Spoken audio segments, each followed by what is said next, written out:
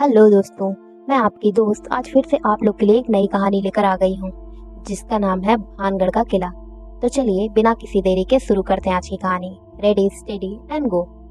सबसे पहले हम थोड़ा इस किले के बारे में जान लेते हैं, फिर आगे जानेंगे कि आखिर यहाँ रात को रुकना मना क्यों किया गया है। एक शानदार अतीत के आगोश में भानगढ़ किला 17वीं शताब्दी में बनाया गया था। इस किले का निर्माण मान सिंह के छोटे भाई राजा माधो सिंह ने करवाया था। राजा माधव सिंह उस समय अकबर के सेना में जनरल के पद पर तैनात थे। उस समय भानगढ़ की जनसंख्या तकरीबन 10,000 थी।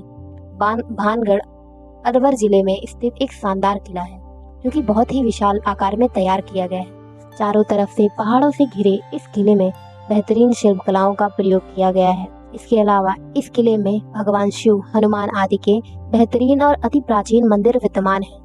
इस किले में कुल 5 द्वार हैं और साथ साथ में एक मुख्य द्वार भी है। इस किले में दृढ़ और मजबूत पत्थरों का प्रयोग किया गया है जो अति प्राचीन काल से अपने यथास्थिति में पड़े हुए हैं।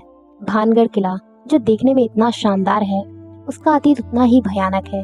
आपको बता दें कि भानगढ़ किले के बारे में प्रसिद्ध एक कहानी के अनुसार भानगढ़ की राजकुमारी रत्नावती, जो कि नाम की ही तरह बेहद खूबसूरत थी, उस समय उनके रूप की चर्चा पूरे राज्य में थी और साथ ही साथ देश के कोने कोने के राजकुमार उनसे विवाह करने के इच्छुक थे। उस समय उनकी उम्र महज 18 वर्ष ही थी, लेकिन फिर भी वो बहुत ही सुंदर थी। उस समय कई राज्यों से उनके लिए विवाह के प्रस्ताव आ रहे थे। उसी दौरान वो एक बार किले से अपनी सखियों के साथ बाजार के लिए निकलती हैं। राजकुमारी रत्नावती एक इत्र की दुकान पर पहुंची और वो इत्रों को अपने हाथों में लेकर उसकी खुशबू ले रही थी। उसी समय उस दुकान से कुछ ही दूरी पर एक सिंघिया नाम का व्यक्ति खड़ा होकर उन्हें बहुत ही गौर से देख रहा था। सिंघिया उसी राज्य में रहता था और वो काले जादू का महारथी था। ऐसा बताया जाता है कि वो राजकुमारी के रूप का दीवाना था और उनसे बहुत ही प्रेम करता था।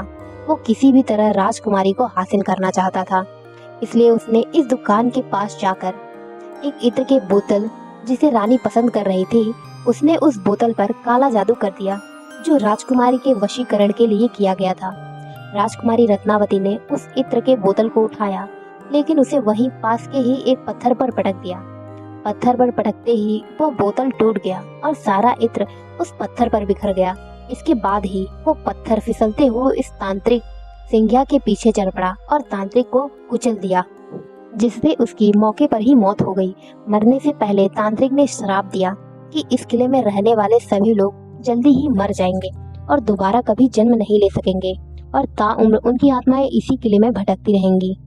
उस तांत्रिक की मौत के कुछ दिनों के बाद ही भानगढ़ और अजबगढ़ के बीच युद्ध हुआ, जिसमें किले में रहने वाले सारे लोग मारे गए। यहाँ तक कि राजकुमारी रत्नावती भी उस श्राप से नहीं बच सकी और उनकी भी मौत हो गई। एक ही किले में एक साथ इतने बड़े कत्ले आम के बाद वहाँ मौत की चीखें गूंज गई और आज भी उस किले में उनकी रूहें घूमती हैं। फिलहाल इस किले की देखरेख भारत सरकार द्वारा की जाती है। किले के चारों ओर आर्कियोलॉजिकल सर्वे ऑफ इंडिया की टीम मौजूद रहती है। एएसआई ने सख्त हिदायत दे रखा है कि सूर्यास्त के बाद इस इलाके में किसी भी व्यक्ति के रुकने के लिए मनाही है। इस किले में जो भी सूर्यास्त के बाद गया वो कभी वापस नहीं आया। कई बार लोगों को रूहों ने परेशान किया और कुछ लोग को अपनी जान से भी हाथ धोना पड़ा। इस किले में कत्लेआम किए गए लोगों की रूहें आज भी भटकती हैं। एक बार भारतीय सरकार ने अर्धसैनिक बलों की एक टुकड़ी वहां लगाई थी ताकि इस बात की सच्चाई को जाना जा सके, लेकिन वो भी असफल रही। कई सैनिकों ने रूहों के इस इलाके में होने की पुष्टि की थी। इस किले में आज भी जब आप अकेले होंगे तो तलवारों की टंकार और लोगों की चीखों को महसूस कर सकेंगे। इसके अलावा इस किले के भीतर कमरों में महिलाओं के रोने और फिर चूड़ियों के खनकने की आवाजें भी साफ सुनी जा सकती हैं। किले के पिछले हिस्से में जहाँ एक छोटा सा दरवाजा है, उस दरवाजे के पास बहुत ही अंधेरा रहता है। कई बार वहाँ किसी के बात करने या एक विशेष प्रकार की गंध को महसूस किया गया है। वहीं किले में शाम के वक्त बहुत ही सन्नाटा रहता है और अचानक ही किसी के चीखने की भयानक आवाज इस किले में गूंज जाती है। तो दोस्तों, ये रही हमारी आज की कहानी। अगर आपको यह कहानी अच्छी लगी तो वीडियो को लाइक करें और हमारे चैनल को जरूर सब्सक्राइब करें। हम आपसे फिर से मिलेंगे एक नई कहानी के साथ। तब तक के लिए आप अपना ध्यान रखें और बाय बाय।